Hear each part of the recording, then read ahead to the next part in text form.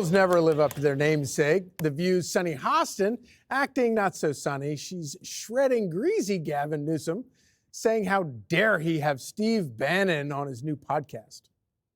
I just think this is a poor strategy for Gavin Newsom. I actually did think that he was one of the leaders that would come out in terms of 2028. I remember watching his annual State of the Union address in California, and he criticized Republicans. Now he has a Steve Bannon on the show who's saying, you know, you're going to get to populism. There's a long road. He gives zero pushback. He showed his pretty white teeth and his cute face and did nothing other than that. And I think it's despicable. But if Gavin doesn't pan out, how about cackling Kamala? Did you hear her latest scapegoat for losing in a landslide? Her chair height. A new book claims Kamala's campaign freaked out when she looked shorter than Tim Walz during their CNN interview. Says, quote, for the rest of the campaign, her team required that she be provided a chair that met certain specifications. Leg height no less than 15 inches, floor to top of seat height no less than 18.9 inches. Arms on chairs may not be very high. Arms must fall at a natural height. Chairs must be firm. So going back to the View thing, Greg, I can't remember the last time I actually agreed with somebody on the View. I was appalled that Steve Bannon went on to Gavin Newsom's political career laundering podcast, trying to make him seem like, maybe he's not the crazy left-wing goofball that he is. Were you upset by that? Well, first, let's be clear that Sunny Hostin is racist, because if Gavin Newsom was black, she wouldn't have made that comment about his teeth. So let's start there.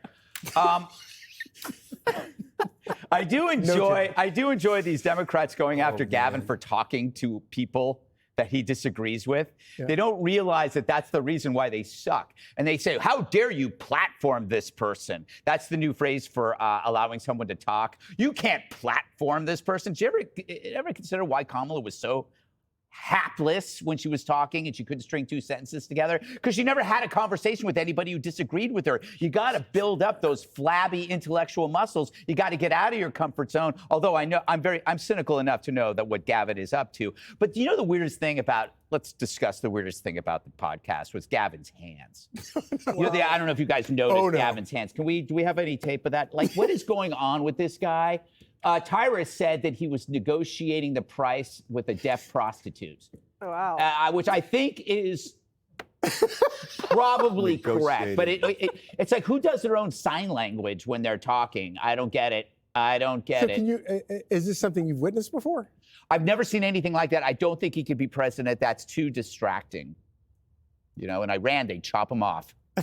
That's why America's great. What is he doing? No, it's very bizarre, and I think that Tyrus had nailed it. I think he's negotiating with a deaf prostitute. In fact, I will never be able to look at Gavin Newsom and his hands without We're already focusing having a on hand that. debate, and we're not even at 28 yet. Exactly. Yeah. So they should call Jeffrey Toobin for analysis. Stop.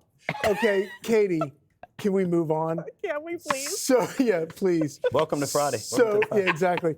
So, no, but it is true. Greg's right about this. He's going on about the hands. That it is dangerous to platform Gavin Newsom and try to normalize him. He's a lunatic. He's also still governor, and he's running his state into the ground. And by the way, part of his state just burned to the ground. Yeah, no, Why does he have time to be doing this? I agree with you that this is a Gavin Newsom propaganda project. Yes. And conservatives are going on, and they should do nothing but say, this is a propaganda project. I can still see the hands, even though they're not highlighted. Oh, my God.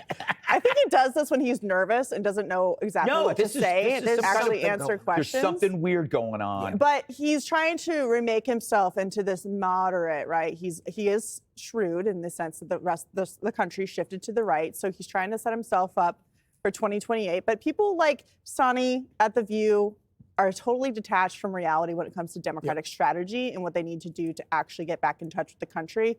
To Gavin's credit, he's trying to do that. But when she says cute face, white teeth isn't enough to get you to the presidency, it's worked for a lot of people. And he has the hair gel going for him, too. So you never know. So, Harold, I don't want to deny you the opportunity to comment on Gavin Newsom's hands, but I am wondering if you think that Kamala Harris lost because of her chair height. No. She didn't lose because of chair height. In campaigns, though, that's not uncommon, as we all know. People want all these things to be. But I blame the staff. They should have interrupted the interview before it got started and said, pull her chair up. Let me go back to something Sunny said, who's a friend of mine. Of course she is. I think we have to understand we can't get to a point in politics where we don't like the Tip O'Neill, Ronald Reagan relationships anymore. That helped Congress work. We can't get to a point where we don't want people who disagree. One of the great debates about race in the 60s occurred between two people who developed a rapport, William F. Buckley and James Baldwin over in Cambridge, as they debated the role of race and how we could progress. They had differing ideas, but they developed a rapport from it. We just lost one of the great senators, one of the great voices, I think, towering voices in politics in the last 24 hours, Alan Simpson, who worked with Democrats, Republicans alike, was as conservative as anyone, and worked with Erskine Bowles and others to try to give us a blueprint and a pathway to try to balance our budget. So I'm never one to believe just because you disagree with someone, you can't be friendly with them. And we talked about this when Gavin Newsom said he wanted to do this thing. And Greg, I think you even said, look, as long as he's going to have different voices on there, dissenting voices, and have conversations. I don't even want to do anything with my hands now. We shouldn't be afraid of that. So I'm not afraid of a disagreement. I don't fear dissent, and frankly, I think I'm strengthened by it. So I hope he keeps doing those things. So, Judge, I totally agree with everything Harold just said, but my question to you is, don't. Of course you don't. Which one between Tip O'Neill and Ronald Reagan is Gavin Newsom?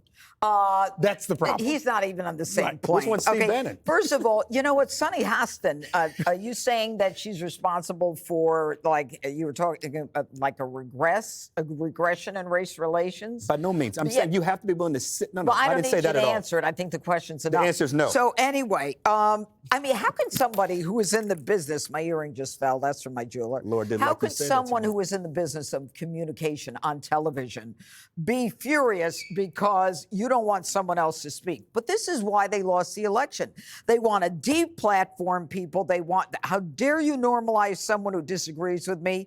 I mean, these are people who don't believe in the Constitution. It's called the First Amendment. How dare you speak to this person? It is an outrage. You should be outraged that there are people like that who have the ability and have a platform to say, you know, the guy hasn't been in a position where, you know, we can all hate him for a particular reason. It's just she hates him because of his political beliefs. We got to get past that. And you know what? If she can't, you know, that's her problem. But let me just say this about Kamala in the chair. While the country's going through all these problems, Kamala's worried about a chair and the arm length and the leg length. She should have been worried about her brain because she couldn't engage the brain. Forget about the chair. She's the most inarticulate candidate we've ever had run for national office. And so I hope your other earring falls out.